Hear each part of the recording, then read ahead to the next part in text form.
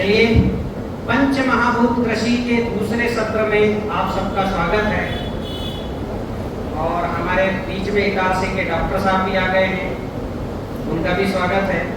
तो पिछले सेशन में आपको मैंने बताया कि पंच महाभूत जीवित हैं, हमारी बात को सुनते हैं, प्रतिक्रिया देते हैं। अभी का जो सेशन है उनको रहेगा कि वो प्रतिक्रिया देते हैं पर वो अस्वस्थ हैं, बीमार हो गए और पूरी तरह से बीमार हो गए। ना केवल जो है भूमि मिट्टी हो गई, अभी तो सड़ भी गई, उसमें फंगस पैदा हो गया।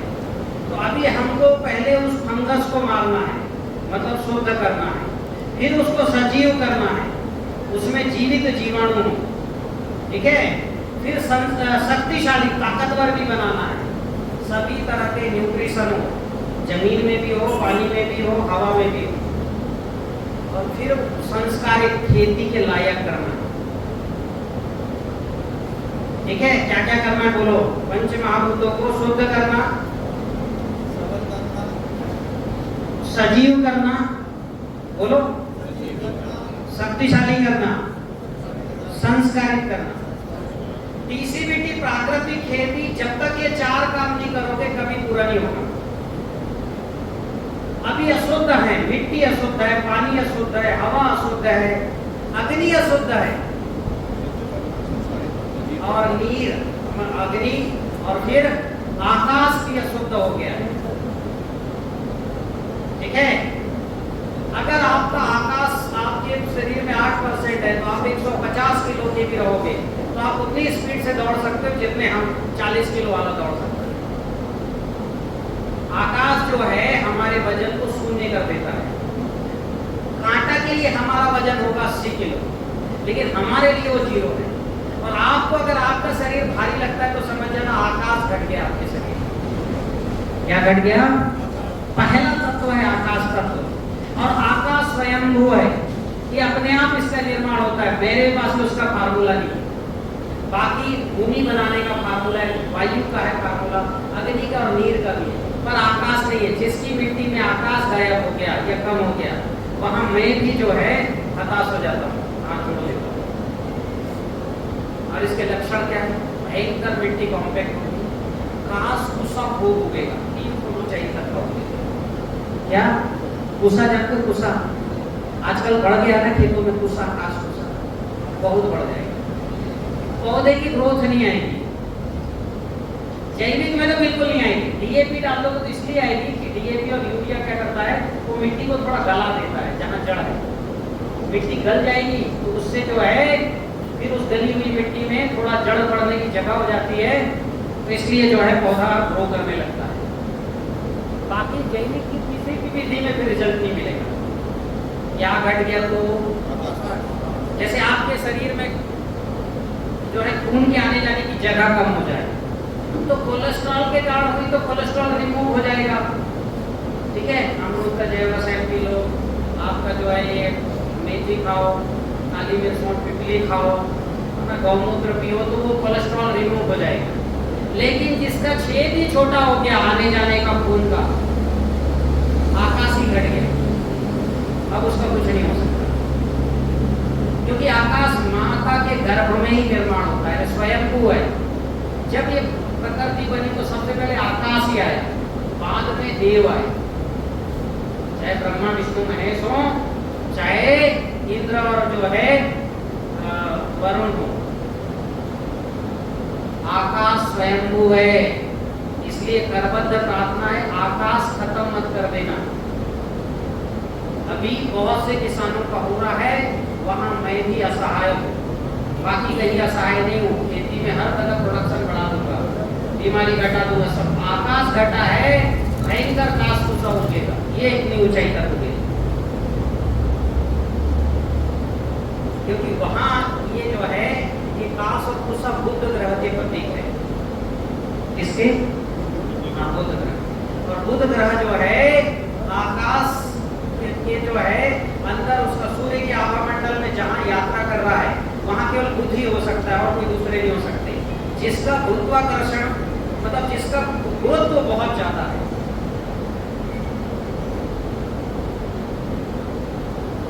ठीक है। और इसके प्रयोग किए मैंने, जो कुपोषित बच्चे थे उनको दूबा जानते हैं ना, बहुत अच्छा होता है, तो दूबा पीसा चावल में और पिलाया, बच्चे जो है कुपोषण से मुक्त हो गए। क्योंकि जितना जो है धरती के अंदर जितना सोना चांदी तांबा है उसके लाख गुना ज्यादा बुध ग्रह में है। और हमारी बुद्धि को विकसित करता है। तो अभी आपके आकाश घट गया है, उस खेत में घास को सब बहुत नहीं है, ठीक है। हाँ, अब ऐसी स्थिति अगर आ गई, आकाश तक तो घट गया है, तो दो मेरे उपाय हैं। एक तो गौमूत्र पर्याप्त चलाओ, क्योंकि आकाश तत्व को पकड़ के रखने का काम गौमूत्र करता है। कौन करता है? गौमूत्र करता है। और दूसरा काम जो है, जो काश कुसा है उसको काटो 10-12 किलो और गौमूत्र में डुबाओ और उसमें फिटकरी डाल दो 1-8 किलो। जैसे 100 लीटर गौमूत्र है, उसमें 10 किलो जो है यही दूबा को काटो जो बहुत उभरा है और गौमूत्र में डाल दो और 1 किलो फिटकरी डाल दो और 3 महीने पड़े रहने दो। कितने महीने? फिर इस गौमूत्र का स्प्रे करना 3% की दर से। कितना परसेंट? 3% का। तो आप देखना काश कुसा कम होने शुरू हो जाएंगे, वो दबने शुरू होगा, फसल बढ़नी शुरू हो जाएगी। ध्यान रखना 3% से ज्यादा ना होने तो फसल भी जल जाएगी। मेरी बात समझ में आया? फार्मूला दिया ही मैंने। आकाश तत्व घट गया हो तो, क्योंकि आकाश को पकड़ने की क्षमता केवल गाय के मूत्र में ही है।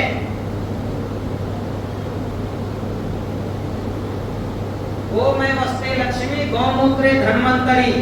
धन्वंतरी मतलब किसके देवता?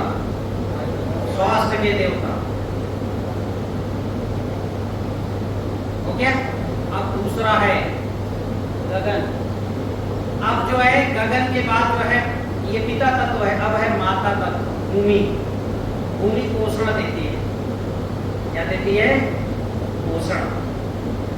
अब जो है बच्चे का निर्माण गर्भ में कैसे होता है वो थोड़ा समझ लो। ये ऊर्जा विज्ञान की टॉपिक है, पर समझो। माँ जैसे देखो, बच्चे का निर्माण होता है प्रोटीन से। डॉक्टर साहब बैठे हैं, किससे होता है? प्रोटीन से।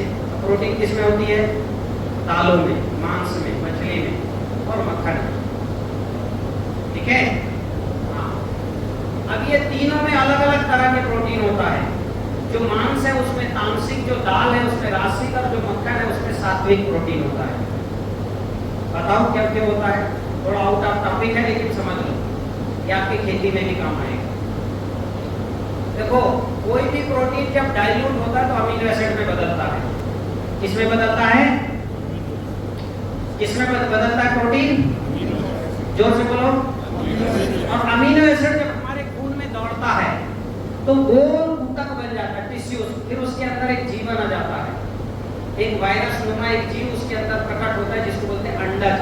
हमारे पूर्वजों ने इस ऊतक का नाम दिया था अंडज, क्योंकि गोल होता है अंडे का, तो अंडज नाम ज्यादा अच्छा है। आधुनिक वैज्ञानिक को नाम दिया ऊतक। तो अमीनो एसिड जो है से ही जो है प्रोटीन बनता है और वो प्रोटीन बाद में टिश्यूज बनता है। तो जब जो है मक्खन को अमीनो एसिड में बदलेगा, मतलब मक्खन डाइल्यूट होगा, जिसको बोलते हैं सड़ेगा या पकेगा, डाइल्यूट होगा, तो उसकी खुशबू मीठी आएगी और उसका स्वाद मीठा होगा। लेकिन दाल अगर जो है डाइल्यूट होगा तो उसमें जो है बदबू आएगी थोड़ी और उसका स्वाद जो है हल्का कड़वा होगा। लेकिन मांस अगर डाइल्यूट होगा, सड़ेगा, डाइल्यूट होगा, तो उसमें भयंकर बदबू आएगी और उसका स्वाद पूरा कड़वा होगा।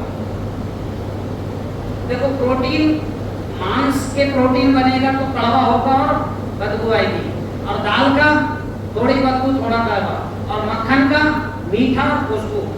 तो आप कौन से प्रोटीन से आपके बच्चे का शरीर बनाना चाहोगे? किससे? मक्खन से। तो पूरे समय भगवान कृष्ण ने मक्खन खाया, चुरा के खाया, वो भी बाहुबली थे। प्रोटीन उनके भी शरीर में खूब आया, चारों मुश्किल को मुक्के से मारे, बाहुबली थे इसलिए।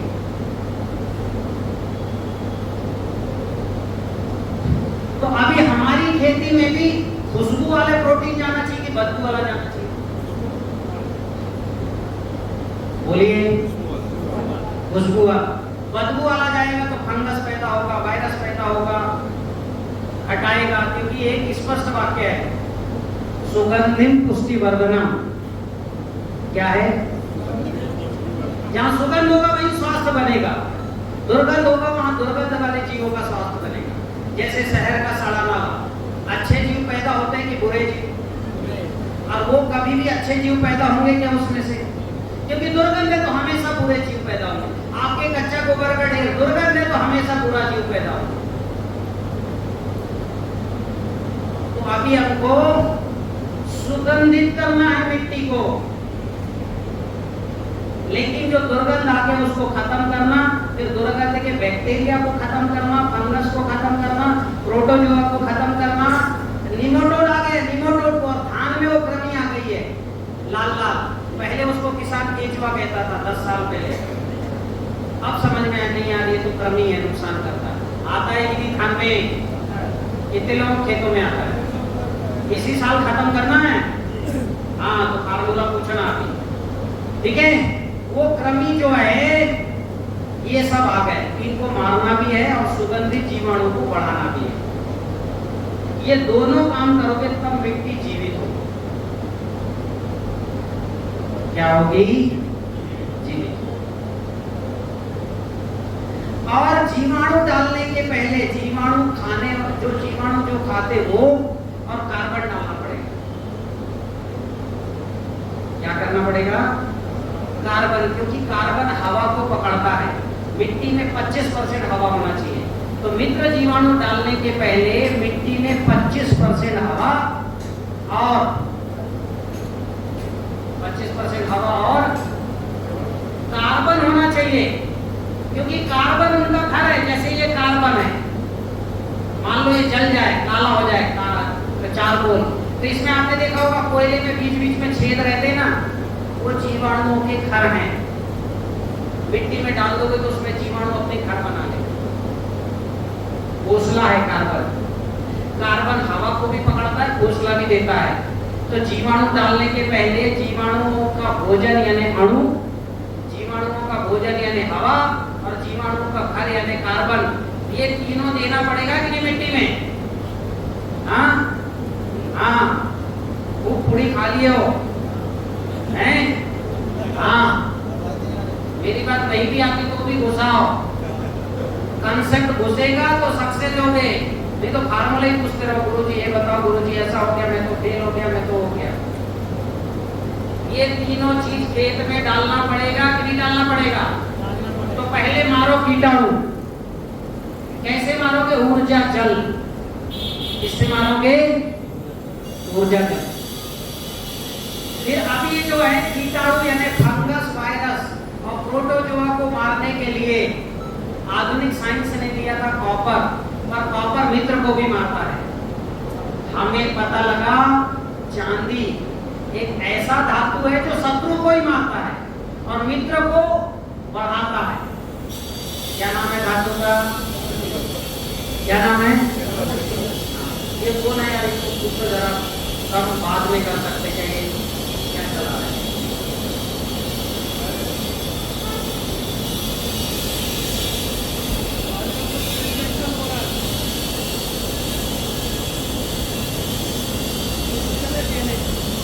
कौन सी धातु है? चांदी। चांदी न केवल फंगस को किल करता है, बैक्टीरिया को भी किल करता है। शत्रु, मित्र नहीं, प्रोटोजोआ को किल करता है। तो बड़ा किलर है कि नहीं है? केवल राक्षसों का संहार कर रहा है। इसलिए हमारी यहाँ महिलाएं अंगूठी मतलब वो पहनती थी, पांव की अंगूठी में जो पहनते क्या कहलाता? बिछिया पहनती थी। ऊपर क्या जो इसमें पहनते उसको क्या बोलते हैं? पायल पहनते। पहले तो वो करतोड़ा पहनते थे, मोटा वाला, क्योंकि वो पूरे समय हाथ में जो पैर उनका पानी में रहना, झाड़ू पोछा ये वो बर्तन तो पानी में है कि नहीं कपड़े, और हाथ में भी पहनने का था एक चांदी का कम से कम, और यहाँ भी पहनते थे। हाँ कि ना? हमारे पूर्वजों को बहुत पहले से पता था चांदी फंगीसाइड और बैक्टीरियासाइड है, इसलिए उन्होंने ऐसा विधान बनाया। हमने उस चांदी को नैनो की जो मशीन है, नैनो पार्टिकल यानी फंगस से भी छोटा कर देता है, उसके एक अणु को इतना तोड़ता है कि नैनो करते 10 पर माइनस आते 9, इतना छोटा कर देता है जो मशीन में, उसको बोलते हैं नैनो फर्टिलाइजर मशीन बोला जाता है, नैनो पार्टिकल मशीन। उसमें डाल के इसको हमने तोड़ दिया, ठीक है, हाँ, और तोड़ करके फिर आपको उपलब्ध कराया है 250 ppm में। इसका स्प्रे करना पड़ेगा अगर बहुत ज्यादा फंगस, धान वाले तो कर ही लेगा, मेरी बात समझ में आई? हाँ, लेकिन इसके स्प्रे करने के बाद पानी नहीं बहना चाहिए, बहेगा तो क्या होगा, रह जाएगा, ये तो फर्टिलाइजर है। तो सबसे अच्छा भी धान लगाने के पहले खड़े खेत में पहले तो ऊर्जा जल डाल दो अच्छे से 200-400 लीटर, फिर नैनो सिल्वर एजी प्लस का स्प्रे कर दो, 1 लीटर को 1000 लीटर पानी पिला दो। फिर तीसरा काम ये हो गया कि कीटाणुओं को मारने का, ठीक है, हाँ। फिर अभी क्या है, पीएच भी अनबैलेंस हो गया है मिट्टी का, आपके यहाँ का भी हो गया है। अब तीसरा काम फिर एक स्प्रे करना पड़ेगा, अब सब मिला के नहीं कर सकते, सबके अलग अलग गुणधर्म है, ध्यान रखना, ठीक है। आप सबके यहाँ का पीएच सब कहीं कम हो गया है, कहीं ज्यादा ही हो गया सब, हाँ, और कॉम्पैक्टनेस बढ़ गया, उसको खत्म करना है तो pH neutral soil health conditioner भी कहलाता है। ये पीएच न्यूट्रल कम से कम 3 से 5 लीटर, कहीं 7 लीटर, ठीक है, बाजार में मिलता है 600-700 रुपए लीटर, सोल में जो है 400 से 500 के बीच में मिल जाएगा। सॉइल हेल्थ कंडीशनर इसका काम है, ये पीएच को कम कर देता है और नमक को उड़ा देता है मिट्टी से। मेरी बात समझ में आ रही है? क्योंकि पीएच का भी ठीक होना जरूरी है, ताकत के आने जाने का, तब जीवाणु आप डाल सकते हो। पहले क्या करोगे, बोलो ऊर्जा जल डालना, जोर से बोलो। दूसरा नैनो सिल्वर एजी प्लस का स्प्रे खड़े जमीन पे, फिर उसके बाद पीएच न्यूट्रल का स्प्रे 5 लीटर लिख लो, खड़े जमीन पे कम होना चाहिए, और स्प्रे के बाद 5 कम से कम 3 दिन 4 दिन तो उस मिट्टी में कुछ जुताई नहीं होना चाहिए, पानी भी नहीं करना, क्योंकि वो मिट्टी में क्या, वो धीरे धीरे काम करेगा। अगर इसके बीच में जुताई कर दिए तो आगे पीछे नहीं हो जाएगा वो। मेरी बात समझ रहे हो नहीं समझ रहे हो? जैसे घर के पोछा एसिड डालना, बहुत खराब हो गया, फर्श गंदा हो गया, एसिड डाल के थोड़ी देर छोड़ देते हो कि नहीं छोड़ देते हो? एसिड क्या करता है, उसको साफ करता है ना, वैसे ही ये पीएच न्यूट्रल डालने के बाद 2-3 दिन तक छोड़ देना, फिर कीचड़ मचाना, या तो फिर कीचड़ मचा लो, पौधा लगा लो, उसके बाद डालना। मेरी बात समझ में आ रहा है? ये तीनों काम अनिवार्य हैं। एक और काम है जीवाणु बढ़ाने के लिए, वो भी अनिवार्य है, वो है तिल की हरी खाद। कार्बन नहीं आपके यहाँ, जो कार्बन आप कंपोस्ट डालते हैं वो खराब रहता है, केवल जो है ना गाय खोरी खाद का गोबर बस अच्छा रहता है, बाकी सब गोबर में बहुत ज्यादा फंगस रहता है। गाय खोरी खाद समझ रहे हो? जो गाय के खुर के लगती है और वो उधर उधर फिरका हिस्सा में होती है, जहाँ गाय इकट्ठे रहते हैं गांव के बाहर, या आपका ऐसा गौशाला जहाँ गाय को बांधा नहीं जाता, गोबर भी गिर रहा है, गाय उस पर चल भी रही है, उसको से गाय पूरी खाद। समझ गए मेरी बात? यही पॉजिटिव, बाकी सब नेगेटिव है। वो बाकी खाद डालोगे तो नुकसान ही होना, मिट्टी में फंगस ही पड़ना है, और वो खाद टिकता भी नहीं है, जब धूप पड़ेगी तो ऊपर हवा में आ जाता है।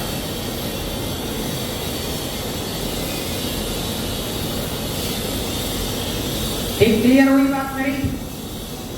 तो इस तरह से जो है आपको जो खाद जो है जमीन में अगर देना है सुरक्षित खाद, तो तिल की हरी खाद, यानी 1 एकड़ में बढ़िया घना 4 से 5 किलो तिल हो, 4 किलो घना तिल बो बढ़िया, पास पास उगे पौधे ऐसे, जुताई की है, समतल करो, तिल बो दो और सिंचाई कर दो। अभी नहीं कर सकते तो रबी में कर देना। मेरी बात समझ में आ रहा है? हाँ कि ना? अब जब तिल इतना हो जाएगा, बीच में ऊर्जा जल, अणुजल, जीवाणु जल डालना भी बता दूंगा मैं। तिल जब इतना हो जाएगा तो उसको रोटावेटर से चला के जमीन में गड़ा देना। एक बार फिर तिल को, 2 बार करो तिल का काम। ठीक। अभी एक और काम थोड़ा वो भी बहुत जरूरी है आपके खेतों में। जरूरी क्या, आपके खेत में zinc, iron, manganese, calcium, copper ये गायब हो गए, है ही नहीं। मानते हैं कि नहीं मानते? कैल्शियम कम हो गया है, सल्फर गायब, आयरन गायब। तो आप एक बार जिंदगी में एक बार आयरन ऑक्साइड डाल लेना। क्या डालोगे? लिख लो, आयरन ऑक्साइड। गूगल में सर्च करोगे, अमेजॉन, फ्लिपकार्ट में, तो 24 रुपए किलो, 25 रुपए किलो से 35 रुपए किलो तक आता है। 30% आयरन होगा जिसमें, वो 32-35 रुपए किलो से नीचे नहीं है। कितना परसेंट? कितना परसेंट? मतलब 1 कुंटल अगर आपने डाला आयरन ऑक्साइड तो कितना लोहा चला गया खेत में? हैं? 30 किलो चला गया। 30 किलो लोहा जाएगा तो फायदा होगा कि नहीं फसल को? होगा कि नहीं होगा? और 30 किलो से मिट्टी का पेट नहीं भरेगा, फसल का तो भर जाएगा। किसका नहीं भरेगा? हाँ, जैसे गेहूं आप साल भर का स्टॉक करते हो कि नहीं करते हो? 2 दिन का कर लिए, 1 दिन का हो जाएगा काम। तो मिट्टी में कम से कम 1.5 कुंटल लोहा होना चाहिए। मतलब अगर 30% वाला लेते हो, 1 क्विंटल में 30 किलो, तो कितना लगेगा? हाँ, 5 क्विंटल। कम से कम 5 क्विंटल चाहिए आयरन ऑक्साइड। जैसे आपके शरीर में 10 ग्राम लोहा है, तो आपका शरीर बराबर, लोहा घट गया तो क्या होगा? हीमोग्लोबिन कम हो जाएगा। भाई लोहे का यूज नहीं करते आप, पर 10 ग्राम होना चाहिए। घट गया तो हीमोग्लोबिन का स्तर घट जाएगा और आप जो है कोई काम ही नहीं कर पाओगे। मेरी बात समझे कि नहीं समझे? तो हम आयरन फसल बढ़ाने के लिए नहीं डाल रहे हैं। किसी वैज्ञानिक से पूछोगे तो बोले इतना की क्या जरूरत है? अरे भैया मिट्टी के लिए जरूरत है। और लोहा क्या करता है? सबको पकड़ता है। चुंबकीय गुण लोहा के साथ ही होता है ना। सिलिकॉन में होता है क्या? मैग्नीज में, कॉपर में, किसमें होता है? लोहा, आयरन में। तो ये पानी को पकड़ के रखना और माइक्रोन्यूट्रिएंट को पकड़ के रखना, ये जब 1.5 कुंटल लोहा यानी 5 कुंटल आयरन ऑक्साइड डालोगे तब होगा। और आयरन ऑक्साइड में केवल आयरन ही नहीं होता, मैग्नीज, कॉपर, मैग्नीशियम, बोरान, निकल, ऐसी धातुएं भी होती 42 तरह की। कितने तरह के? हाँ, 150 किलो लोहा बाजार में कितने का आता है? वो तो लोहा ऑक्साइड है। तो ये जो है सब जो है 30-35 रुपए मिल रहा है। पर सोल में मैंने डायरेक्ट, अगर आप तक से बुलाते हो फार्मर है, एफपीओ, तो मात्र 15 रुपए किलो में आ जाएगा। जैसे एक ट्रक बुलाते हो 25-30 टन, समझ रहे हो नहीं समझ रहे हो? ट्रक से बुलाओगे सीधे खदान से तो कितना रुपए आएगा? 15 रुपए। और कोरियर से बुलाओगे, मान लो आपको 1 टन चाहिए, तो ट्रक थोड़ी ना आएगा 1 टन, तो कोरियर से बुलाओगे तो 24 रुपए। 15 और 24 में कितना अंतर है? वो 9 रुपया पूरा किसको देना पड़ेगा? कोरियर वाले, फास्ट कोरियर में, फास्ट ट्रांसपोर्ट है। लेकिन 24 रुपए में खरीदना पड़े तब भी खरीदना, क्योंकि आपको डालना जिंदगी में कितना कुंटल है? 5 कुंटल। अगले 20 साल तक वहां आयरन और दूसरे मिनरल्स मिलेंगे। मिट्टी जो है उसकी जो है क्षमता बढ़ जाएगी पकड़ने की, माइक्रोन्यूट्रिएंट, प्लांट की ग्रोथ की क्षमता बढ़ जाएगी। पहली फसल में उतना रुपया निकाल लो। मेरी बात को समझ में आया? क्योंकि जीवाणु डालने के पहले आयरन के जीवाणु क्या चाहिए, आयरन, कैल्शियम के जीवाणु कैल्शियम, मैग्नीज के जीवाणु को मैग्नीशियम चाहिए खाने के लिए। मैग्नीशियम का जीवाणु पोटास नहीं खाता, सल्फर का जीवाणु आयरन नहीं खाता। तो ये zinc, sulphur, iron, manganese, copper, इनके जीवाणु डालने के पहले इनको खाने वाला अणु अनिवार्य है कि नहीं है, हाँ कि ना। और ये खदान से आते तो एक प्रकार की मिट्टी है, क्या है, हाँ। पर इसको मिट्टी बोलोगे तो लोगों को लगेगा यार ये मिट्टी का काम का है। उनको ये नहीं पता कि इसमें 30% आयरन है। मेरी बात समझ रहे हो कि नहीं समझ रहे हो, हाँ। तो ये आपसी व्यवस्था से सस्ते पर डालना अनिवार्य है। अब कोई गरीब रहेगा तो भी डालना है, साहब मैं तो गरीब हूँ, तो आपको ये भाई गरीब है तो भोजन करोगे कि नहीं, हाँ कि ना। तो गरीब हूँ मैं भोजन नहीं करता, चलो हवा खाता हूँ और पानी पीता हूँ, ऐसा होगा क्या। जीवाणुओं को भोजन देना ही पड़ेगा। इसमें अमीरी गरीबी मेरे पास है नहीं है, ये विषय नहीं है। एक और जो है बहुत महत्वपूर्ण है मिनरल्स, वो है सल्फर, कैल्शियम, सल्फर मतलब कैल्शियम सल्फर खनिज। कैल्शियम है 24%, सल्फर है 36%, 35%। ये भी 5 क्विंटल कम से कम डालना पड़ेगा, क्योंकि कैल्शियम जैसे हमारा शरीर किस पे टिका है, कैल्शियम पे। अगर हमारी हड्डी कमजोर तो हमारा मांसपेशियां साथ छोड़ देता है। कैल्शियम ही पकड़ के रखा है पूरी जो है पानी को, मांस को। कैल्शियम का होना बहुत जरूरी है।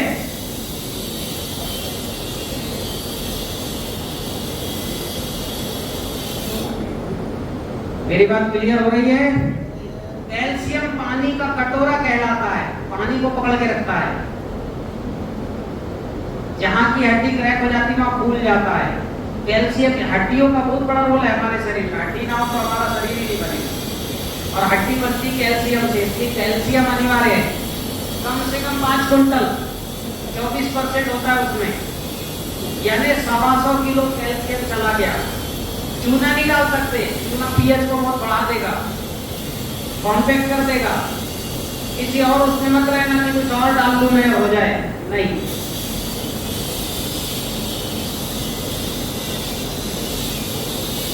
अब हमने जो है पहले कीटाणु मार दिया, फिर जीवाणुओं के लिए हमने पीएच ठीक कर दिया, फिर कार्बन बढ़ा दिया, तिल की हरी खाद, फिर हाँ ये उसका भोजन डाल दिया, अणु डाल दिए। अब जीवाणु डालोगे तब जिंदा होगा आपका खेत। तो मैंने 1100 तरह के जीवाणु निकाले देश भर में घूम घूम के। कई तरह के जीवों से निकाले हमने, फलों से निकाले, फूलों से निकाले। ये आपके जो है नर्मदापुरम की जो पहाड़ है ना, कहाँ से जाओ तो पहाड़ मिलती है ना, वहां से निकाले हमने। जब सड़क बन रहा था मिट्टी ले गए, उसमें बैक्टीरिया मिले। हाँ, मलाजखंड तांबा परियोजना, वहाँ जो है वो मिट्टी फेंकते तो वहाँ कुछ तो तांबा रहता है ना, उनसे निकाल लिया हमने तांबा का बैक्टीरिया, सल्फर का बैक्टीरिया। कई जीवों के पेट से निकाले, जीवों के पेट में अलग अलग, आपके पेट में अलग बैक्टीरिया, इनके पेट में अलग बैक्टीरिया। इसलिए जूठा खाने की परहेज था, क्योंकि हर के पेट में तो कुछ अलग अलग बैक्टीरिया होते हैं। हो सकता है खराब बैक्टीरिया भी, उसके लिए इनका बैक्टीरिया खराब हो। तो हमने अलग अलग जीवों से निकाले। इस तरह से 1100 जीवाणु निकाले। बाजार में एक जीवाणु मिलती है 300 रुपए का, वो भी गवर्नमेंट कंपनियां देती, प्राइवेट कंपनी तो 400 रुपए की देती है 1 किलो या आधा लीटर। और 1100 जीवाणु ये बनाते हैं हमारे अध्यक्ष जी है रमेश मेहरा जी, बनाते। इनसे पूछो कैसे बनाते हैं, इनका रमेश जी थोड़ा खड़े हुए। ये अभी आपको दिए पलचर ये बनाते हैं, विवेरिया बेसियाना, ट्राइकोडर्मा, सूडोमोनास, ये सब मैंने भी 2010 में शुरू किया था बनाने का। छोटी से झोपड़ी से शुरू करते करते एक बहुत बड़ा लैब बन गया मेरा। इतने सारे जीवाणु इकट्ठा करना, उसके जो है उसके राइजोम कलेक्ट करना, कल्चर मेंटेन करना, किसी से कोई कंटामिनेशन होना बहुत लंबा काम है, ठीक है। तो जो जो जीवाणु एक में हो सकते हैं हमने सबको मिला दिया और नाम दे दिया कैप्सूल कल्चर। क्या नाम दिया? क्योंकि अभी देखो जीवाणु आते पाउडर में, लिक्विड में, कैप्सूल में। कैप्सूल वाला ही सबसे सस्ता, सबसे सरल और सबसे टिकाऊ होता है। 3 साल उसकी एक्सपायरी है गवर्नमेंट के अनुसार। पाउडर का 6 महीना, लिक्विड का 1 साल और कैप्सूल का 3 साल। ये 10 साल भी खराब नहीं होते, क्योंकि पूरा का पूरा जैसे कुकुर होता जो मशरूम है, अगर उसको सुखा के पाउडर कर दिया जाए तो पूरा का पूरा फंगस है कि नहीं हो। उसको कैप्सूल में भर के रख दोगे तो 10 साल रहेगा कि नहीं पड़ा। कैप्सूल में भर के रखोगे तो उगेगा नहीं, बारिश मतलब ठंड का प्रभाव नहीं पड़ेगा और बरसात का वहां पड़ा रहेगा, और ऐसे खुले में रखोगे तो उग जाएगा। तो कैप्सूल कल्चर सबसे सरल, सस्ती नहीं, सरल तो नहीं है, सबसे सस्ती और सबसे टिकाऊ टेक्नोलॉजी में हमने कन्वर्ट किया। 1100 तरह के जीवाणु, लगभग 7 और 12 कैप्सूल कर दिया मैंने। कितने? कुछ और कैप्सूल हमें, कुछ और बैक्टीरिया मिले। तो 1100 तरह के जीवाणु मात्र 2600 में। कितने में? जिसके 10,000 लीटर बना सकते हो आप। तो 2600 भागे 10,000 कर दो, कितना रुपए लीटर पड़ा भाई? हाँ, और मोटा मोटा 35 पैसा, 30 पैसा लीटर। और 1 लीटर में कितने जीवाणु हैं? 1100। करोड़ों का हुआ कि नहीं हुआ बाजार मूल्य पे? हाँ कि ना? हाँ। अभी लोग आलोचना करते हैं छोटे छोटे कैप्सूल इतना दे रहे हो। गवर्नमेंट देती 100 रुपए का एक कैप्सूल गवर्नमेंट में। देखो कैप्सूल 5 रुपए में मिल सकता है। टेल्कम पाउडर भरो कल्चर का 5 रुपए में बन जाएगा। तो तुलना नहीं हो सकती। एक कैप्सूल 1000 लीटर पानी को गला कर देता है। इसलिए ये कल्चर जिंदगी में एक बार डालो। ये जिंदगी में एक बार खरीदना है, 10 एकड़ भी है तो लॉन्ग लाइफ खर्चा, एक बार का खर्चा 2600 रुपए। कोई बहुत महंगा है क्या? अब इसको डेवलप करो। कैसा करोगे? यूट्यूब में है और ये डालो। अभी कोई भी जीवाणु या पौधा हो, उसका भोजन है ग्लूकोज। ग्लूकोज समझ रहे हो? चींटी क्या खाती है? शक्कर। यहाँ शक्कर रखा है, चींटी पहुंचेगी नहीं पहुंचेगी, क्योंकि उसमें ग्लूकोज है। चींटी प्योर प्रोटीन हारी है, फंगस खाती है चींटी, पर उसको ग्लूकोज के लिए शक्कर ढूंढती है।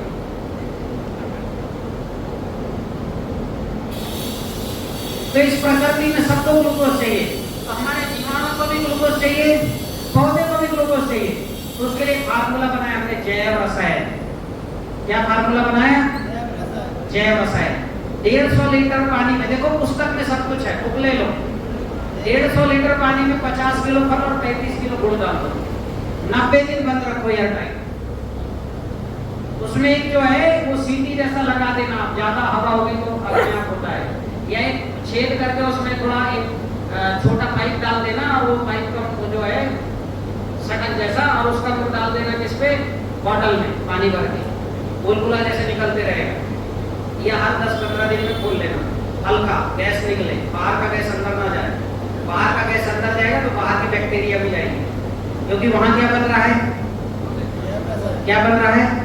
ग्लूकोज। और ग्लूकोज किसका भोजन है? सबका, अच्छे बुरे सब जीवों का भोजन। तो हमको ग्लूकोज को दूसरे जीवाणु को नहीं खिलाना। हमने इसमें जीवाणु डाले क्या? पर यहाँ 70-75 जीवाणु पैदा हो जाएंगे अपने आप। बेल का रस है तो उसमें बेल का फल डालोगे तो पोटास के बैक्टीरिया, केएस भी बहुत सारे आ जाएंगे। बहुत से जीवाणु अपने आप आ जाएंगे। हमने जीवाणु डाला क्या? हमने तो क्या डाला? फल, गुड़ और पानी। तो अब ये बन गया जैव रसायन। जोर से बोलो। 3 तरह के जैव रसायन बनाना। एक बनाना अकाव के पत्ते का कड़वा। अब ये 150 लीटर मत बनाना, ये 1 ml प्रति लीटर के दर से स्प्रे होता है।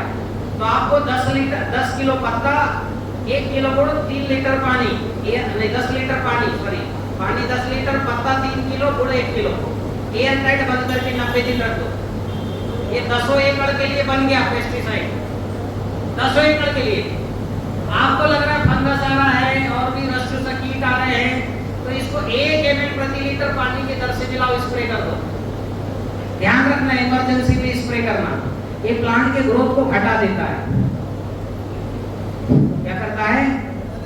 घटा, क्योंकि कड़वा कर देगा ना प्लांट को, तो आपको पता जाएगा प्लांट अंदर से कड़वा हो जाता है। हमने स्प्रे किया है, जहां चने में स्प्रे किया उसकी चना इतनी ऊंचाई रहेगी, और जहां नहीं किया वहां बढ़ गई थी। तो एक इमरजेंसी, अब उसके जाइलोफ्लोम में कड़वाहट चला गया, कोई कीड़ा उसको खाएगा क्या? रस चूसक कोई उसको चूसेगा क्या?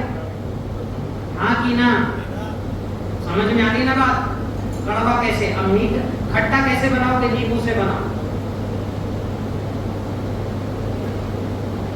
वाला भी ग्रोथ कम करेगा क्या? हाँ, नहीं, ये ग्रोथ कम नहीं करता, पर ये कुछ और काम करता है, बताता हूँ। 3 किलो नींबू, 1 किलो गुड़, 10 लीटर पानी, एयर टाइट बंद करके रख दो। और अब क्या करना? अब इसको जो है 90 दिन रखो, बिल्कुल बढ़िया खुशबू आएगी। ये नींबू वाला सुंघाओ जरा सबको। ये देखो इन्होंने बनाया है, एक पपीते का बनाया मीठा, और एक ढक्कन खोल के लोगों को दो उधर। और ये नींबू वाले से कपड़े धुल सकते हो, समझ रहे हो? सैनिटाइज कर सकते हो, चींटी नहीं घुसेगी घर में। सूंघो, नाक खुल जाएगा अच्छे से।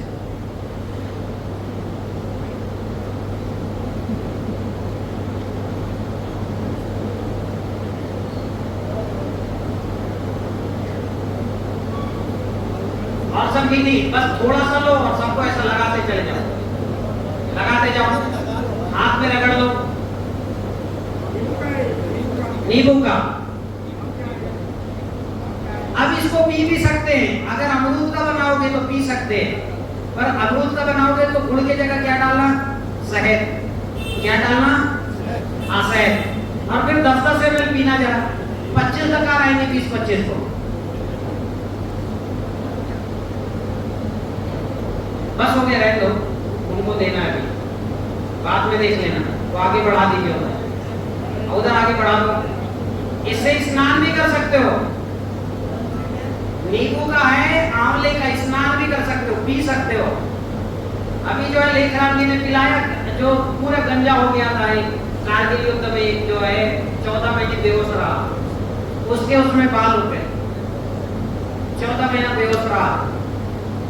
वो बोले गुरुजी मैं 1 साल से दूसरे जब पी रहा हूँ, जय रस है। वो तो पहले ही टकले थे, समझ रहे हो? उसमें काले बाल आने शुरू हो गए। आंवले का जय रस है, एक का जो है, एक ने ये खट्टा वाला जय रस है, तो फूल फूल लाने के लिए जैसे स्प्रे करोगे ना, नींबू में 7 दिन में फूल आ जाएगा। अमरूद में स्प्रे कर दो, 1 महीना पहले फूल आ जाएगा। सीताफल में स्प्रे कर दो, 1 महीने पहले फूल आ जाएगा। कितना स्प्रे करोगे? खट्टा करोगे मात्र 2 ml प्रति लीटर। कितना करोगे? धान में स्प्रे कर दो, एक साथ का बोर्ड आ जाएगा। 10 लीटर बना लो, होगा 20 एकड़ में हो जाएगा। मेरी बात समझ रहे हो? अब मीठा जो बनाओगे वो ग्लूकोज पे हो, उसको हर सिंचाई में जमीन में दो, जीवाणु बढ़ेंगे, पौधा भी बढ़ेगा। और पौधा कितना बढ़ेगा पता है? जो बेर का पत्ता है वो इतना बड़ा चौड़ा हो गया था, बेर का पत्ता। जो सरसों का पत्ता हाथी का काम बन गया था। जो आलू के पत्ते ना, ये बड़े बड़े ऐसा, मतलब पूरा इतना आ जाएगा, इतना बड़ा। तरबूज खरबूज के पत्ते जैसे हो गए। आलू का पत्ता, आलू ये चौड़ा। क्या नाम है इस फार्मूले का? जोर से बोलो।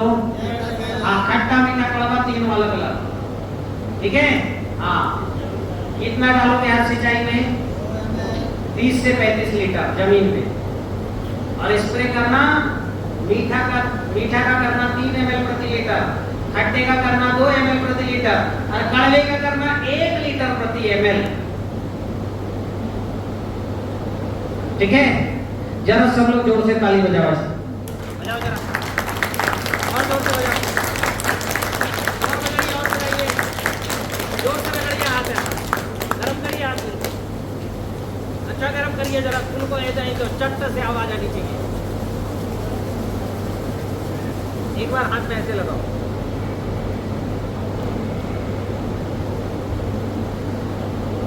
इलेक्ट्रॉन्स डेवलप हुए कि नहीं हुए?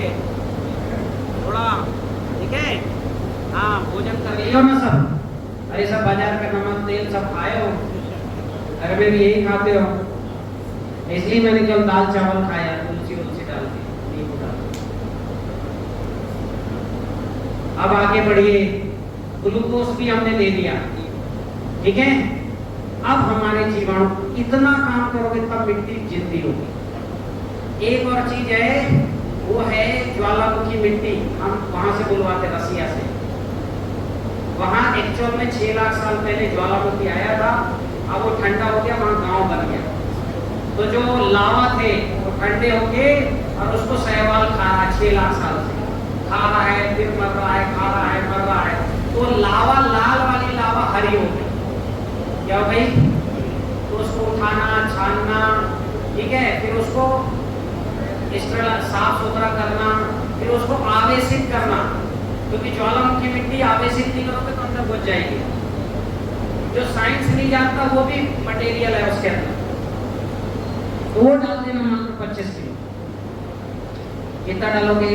25 किलो। हाँ, तो रसिया का वो न्यूट्रिशन, और हमने न्यूट्रिशन पर वहां का सहवाल भी आएगा। उसी में एक सहवाल हमने ढूंढा है, बैक्टीरिया भी ढूंढा है, उसका नाम है कार्बन रिचार्जिंग बैक्टीरिया। हवा से कार्बन, वो 250 ग्राम डाल देना। 250 ग्राम माइकोराइजा भी डाल देना। इतना सब काम करोगे, जीवाणु जल, माइकोराइजा, ज्वालामुखी मिट्टी, आयरन ऑक्साइड, कैल्शियम सल्फर खनिज, हरी खाद, और आगे पहुंचते गए तो पीएच न्यूट्रल, फिर सिल्वर, चांदी का पानी, सिल्वर यानी नैनो पार्टिकल सिल्वर, और ऊर्जा जल। इतना काम करोगे तब मिट्टी जिंदा होगी। ये जो हमने 100-200 साल से मिट्टी खराब की है, मात्र 6 महीने में ठीक हो जाएगी। अब मिनिमम खर्चा है 30 हजार रुपये तो आ ही जाएगा, फिर भी खर्चा एकड़ का। पर आपका उसके बाद आप गंगा नहा लोगे, आपकी धान आएगी 35 क्विंटल तो आएगी मोटा, और बारीक मान लो कम भी करते हो आप तो 30 क्विंटल आएगी। चना 18-20 आएगा, गेहूं आएगा 25-30 क्विंटल। पहले साल पहले साल से भूमि उपचार के बाद। और सर वो भूमि उपचार का कुल खर्च कितना है? बताया ना 25 से 30 हजार रुपए। लेकिन जैसे मैंने खेत लिया क्या, वो हिस्सा बंटवारा में आता है ना भाइयों का, तो मुझे सबसे ऊपर वाली जमीन दे दी है। बोले ये तो वैज्ञानिक है, सब ठीक कर लेगा। हमारे भाई है ना, 6 भाई हम लोग, तो मेरे को दे दिया गया। किसी ने देखा होगा वीडियो, सबसे ऊपर की मैंने सब पाने तोड़वाई, समझ रहे हो, और खेत के सबसे ऊपर भाग में 50 प्रति एकड़ 50 ट्राली वो निकाल लिया। 5 फुट गहराई की मिट्टी, सीवीआर मिट्टी कहते हैं इसको। कितनी? जेसीबी से 5 फुट गहराई, 50 ट्राली डाल दिया, और 30 ट्राली तालाब की मिट्टी डाल दी जिसमें कार्बन है। तो मैंने जो सबसे गहरी मिट्टी है हमारे पुरखों की, उससे बढ़िया मेरी ऊपर वाली मिट्टी पैदावार इसी साल आएगी। काम 20-25 क्विंटल तो आना ही है। ये मैंने डाला वीडियो फेसबुक में भी, यूट्यूब पे देखा, किसी ने देखा। उसके बाद मैंने लाल मिट्टी डाला है, ठीक है, आयरन ऑक्साइड डाल दिया, सल्फर कैल्शियम खनिज डाल दिया। अभी तेल हो गया होगा। देखो करना पड़ेगा। अब मेरा खर्चा ज्यादा क्यों हुआ? क्योंकि बहुत ऊपर मिट्टी ऊपर, मैंने एकदम बर्रा जगह को करना है तो मुझे डालना पड़ेगा कि 30 ट्राली अच्छी मिट्टी कपो तालाब की, तो ये खर्चा एडिशनल हुआ। ऐसे कुछ 1-2 खर्चा किसी के हो सकते हैं, हाँ कि ना? होंगे कि नहीं होंगे? और ये मैं मिनिमम साइड बताया हूँ जो अब इसमें से कौन से काम को आप मना कर सकते हो बताओ? साहब मुझे हरी खाद नहीं करना, उसके बगैर बताओ। मुझे आयरन ऑक्साइड नहीं डालना, मुझे जीवाणु नहीं डालना, मुझे कार्बन रिचार्जिंग नहीं डालना, मुझे ऊर्जा जल नहीं डालना। ऐसा नहीं वाला कोई ऑप्शन है क्या इसमें? हर काम जरूरी है कि नहीं है? हाँ? 30 20,000 खर्च करता है, सबका दिमाग खराब हो रहा है, कहाँ से लाएंगे? पर ये होता है आपका जो है 20 ठो बीमारी है कि हॉस्पिटल जाते हो तो डॉक्टर से कहते हो क्या डॉक्टर साहब जो फ्री में करवा दो या उधारी कर दो। ये तो डॉक्टर को सुधारने का सिस्टम है। मैंने इसको मिनिमाइज बहुत करने की कोशिश की पर इससे ज्यादा नहीं हो सकता।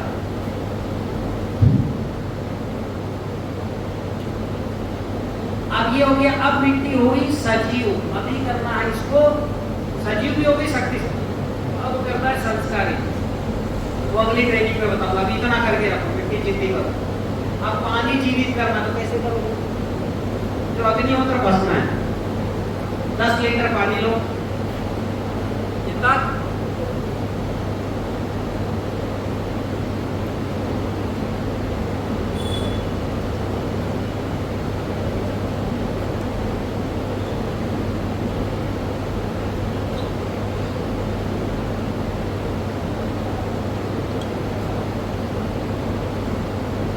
पानी कितना लेना है?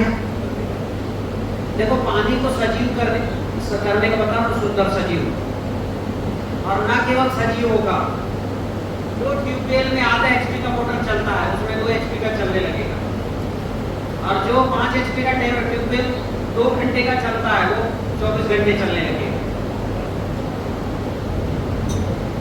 मेरी बात समझ रहे हो?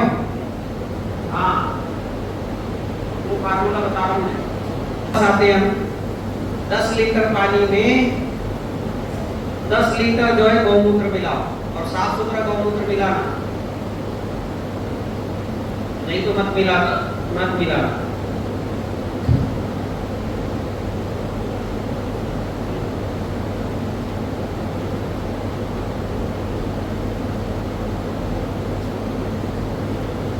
उसमें जो है 100 ग्राम अग्निहोत्र भस्म और 100 ग्राम फिटकरी मिलाना।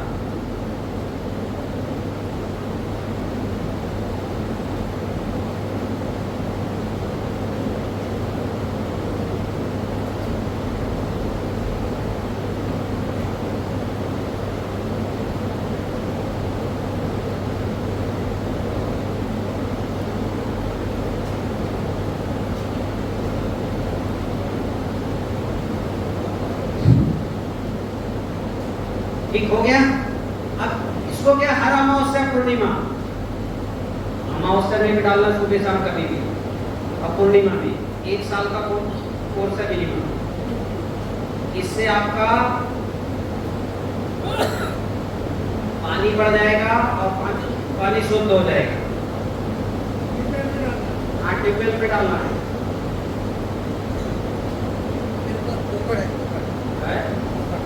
पोखड़ है उसमें डालो हरा अमावस्या पूर्णिमा।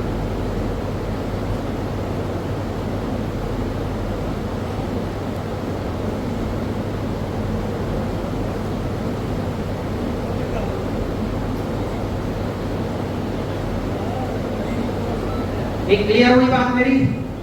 अब दूसरा पानी शुद्ध, अब सजीव करना पानी। तो हर एकादशी में क्या करोगे? हर एकादशी में 1.25 लीटर दूध 10 लीटर पानी में मिलाना, 1.25 लीटर दूध और ट्यूबवेल में डालना सुबह।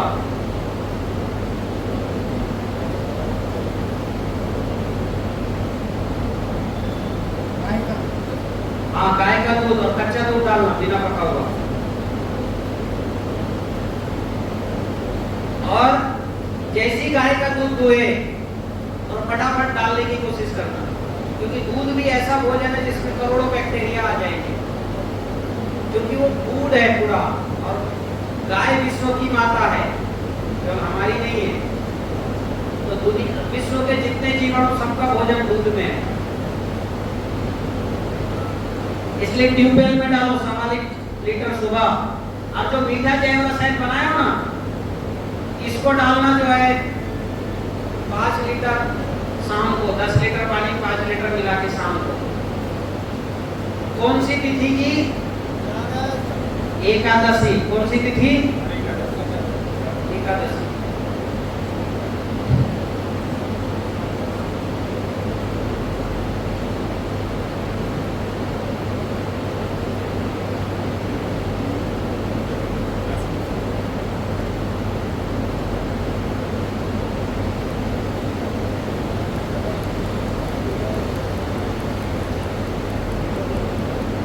गया। अब जो है ये जब काम करोगे आप तो आपकी पानी क्या हो, शुद्ध हो गई और सजीव जीवित हो गई।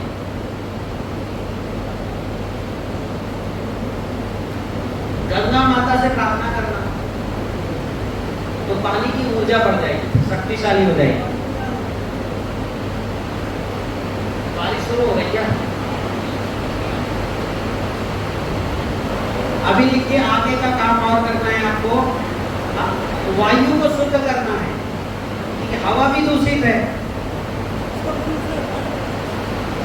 तो खेत में सूर्योदय सूर्यास्त में अग्निहोत्र, यदि खेत में नहीं कर रहे हो तो घर में कर सकते हो। खेत में होता है तो दबेश, सूर्योदय सूर्यास्त अग्निहोत्र कब करोगे, कहाँ करोगे? जोर से बोलो, कहाँ करोगे? खेत में। मान लो खेत में नहीं कर रहे हो तो घर में करो, लेकिन अग्निहोत्र के बाद वायु देव से प्रार्थना करो कि आपको आहुति अर्पित कर रहा हूं, हे देव आप मेरे खेत में विराजमान हो। बात करना पड़ेगा हवा से, माथा जमीन से छुआ के करो।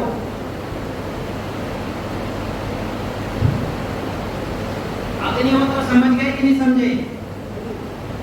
और खेत में लेकिन हर अमावस्या पूर्णिमा महामृत्युंजय अनिवार्य है। क्या अनिवार्य है? और महामृत्युंजय की विधि क्या है? आप कंडे जमा लो, एक तो क्या वेदी बना, ये जो तांबे का पात्र खरीदोगे ना, खेत में उस पात्र को क्या है मिट्टी गीली करके उसमें दबा देना, तो आकार बन जाएगा। ईंट लगाना ऐसे खड़े खड़े 4-6 और गीली मिट्टी रख के और ऐसे दबा दोगे, थोड़ी देर दबे रहें दो पॉलीथीन में करके, तो मिट्टी टाइट हो जाएगी, तो आकार बनेगी कि नहीं बनेगी? तो यही आकार में बनाना मिट्टी का चलेगा। मिट्टी ऐसी जगह का लेना जहां कोई शौच नहीं जाता, साफ सुथरी मिट्टी। ये तो मिट्टी निगेटिव है तो रिजल्ट ही नहीं मिलेगी।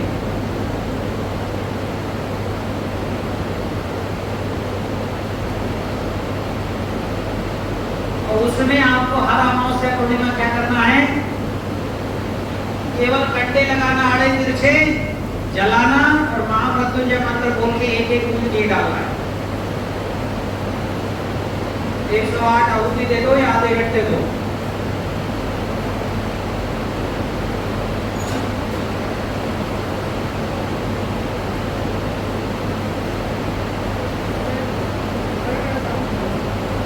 कभी भी कर सकते हो अमावस्या पूर्णिमा, और जब ग्रहण वगैरह पड़ता है तब। आपका हवा भी शुद्ध सजीव हो गया। अब अग्नि,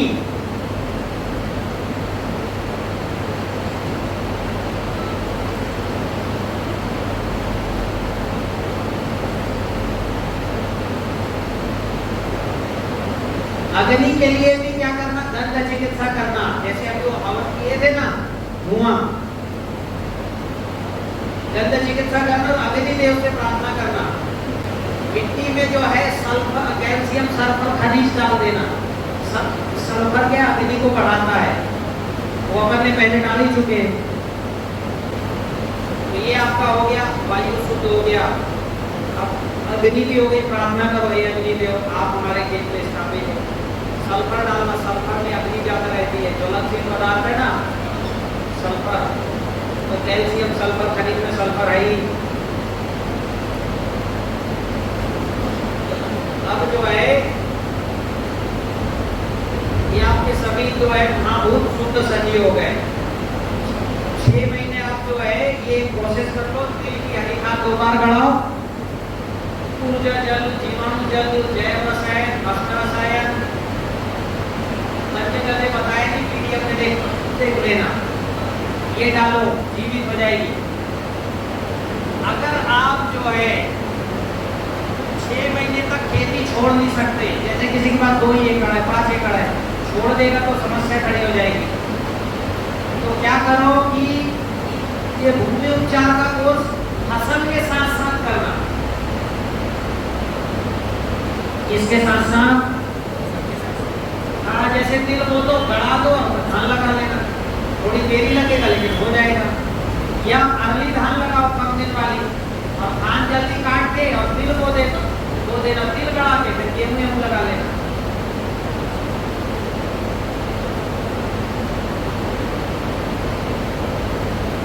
अब जिनको करना है खेती, तो कितने लोग हैं तो मेरी पुस्तक लिए हैं? हाँ, पुस्तक में बीजोपचार भी लिखा है। एक मोटा मोटा बीजोपचार बता दे रहा हूं, फटाफट लिख लो या समझ लो।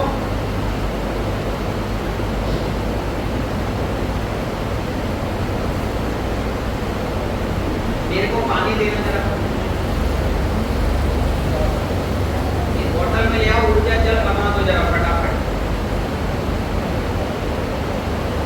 इसकी याद मेरी पता नहीं क्यों।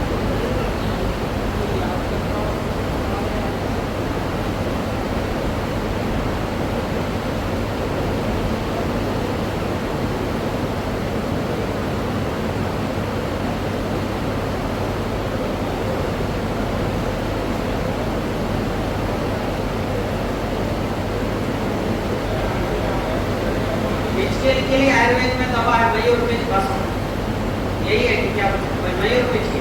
और बताओ डॉक्टर साहब कुछ उपाय? इसका एक उपाय है तुलसी का काढ़ा भी। अभी देखो जितने भी बीज हैं, ये बताओ जहाँ बीज उगा रहे हैं वहां मिट्टी में हवा होगी क्या? नहीं होगी, वहां भी ऐसा ही है। वहां मिट्टी में, हाँ अभी एक नंबर और इसकी है, मिट्टी में अग्नि होगी क्या वहां? Sulphur, manganese, copper. तो बीज भी कमजोर होगा कि नहीं होगा? पंचमहाभूत पूर्ण होगा क्या बीज? हाँ कि ना?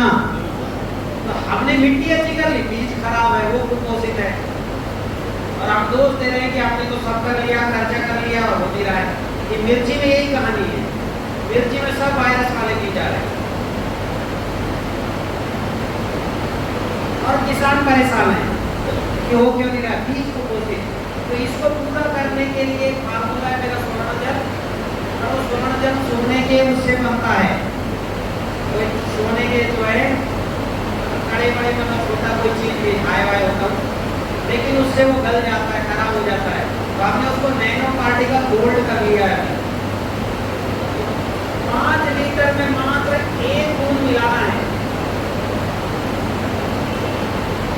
कितने में? 1 बूंद। और बीजों को डुबा दो, जो डूब सकते हो डूब सकते हैं, है ना? सोने का पानी खा के बीज मजबूत हो जाएगा। फिर उसके ऊपर ऊर्जा जल का स्प्रे कर दो और नैनो सिल्वर का भी स्प्रे कर दो।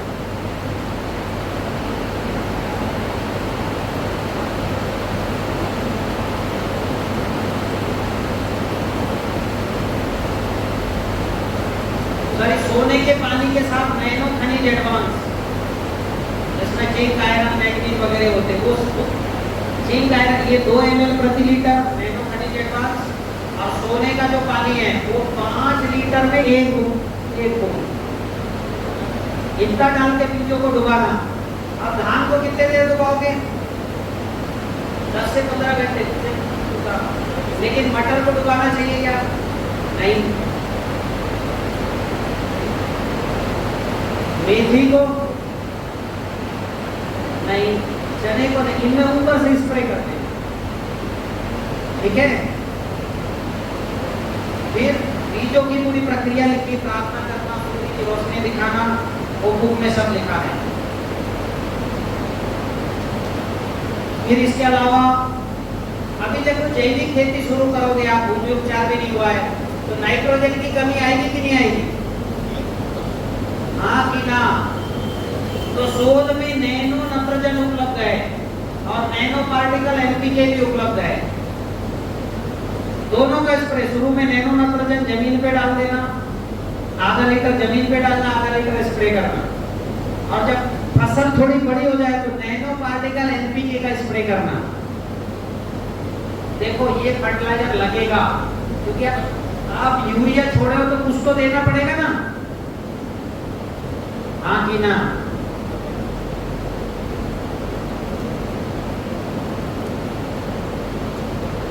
फिर ये जैवरस है तो हर पानी में दे ही दो। इसके अलावा अगर जरूरत पड़ी तो नैनो जिंक, आयरन, मैग्नीज इसका भी स्प्रे करना 2 ml प्रति लीटर की दर से, क्योंकि मिट्टी अभी आपकी मृत है और पौधे को इससे कोई मतलब नहीं कि मिट्टी में हम पौधे को चाहिए, उसको रासायनिक जैविक से ज्यादा लेना देना नहीं रहता।